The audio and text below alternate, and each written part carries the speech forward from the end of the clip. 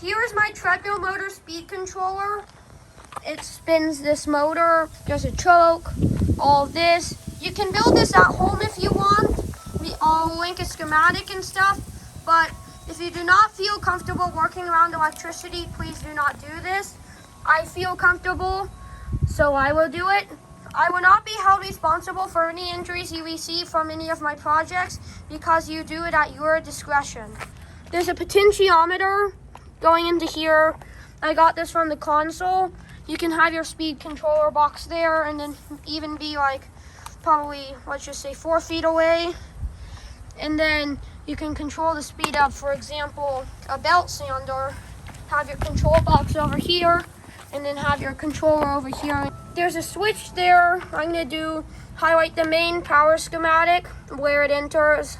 If you didn't see the schematic, it's not gonna be easy to understand, but this wire comes white into here, into there as the neutral. Hot does, or first it actually goes through the breaker, and then you have a switch from a vacuum cleaner. Here's the actual speed controller. You'll see yet another schematic right now on how you connect this treadmill motor to the controller.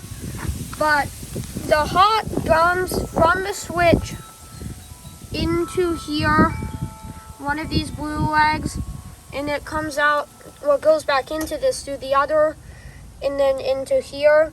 You can connect these together to bypass the internal overload. Here is the actual power. And back to the speed control. You're going to see a schematic right now, or at least the highlighted portion of the schematic on how to connect the low voltage through all of this wire into here. So it's a 10K potentiometer Z10K. And then here it goes into here through the wire's high-low signal, or whatever they call it. What you get may vary from what I have, so just be warned. This one happened to be defective, but this one from the first treadmill I took apart worked, the one that made the winch. But here's my thing. You'll see the full schematic right now, and then that's basically how you do it.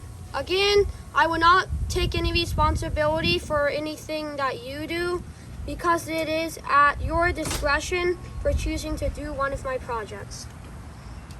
Also, hopefully I can use this for another project, like a belt sander or drill press, I don't know. I have a Discord server, link is in the description, please subscribe.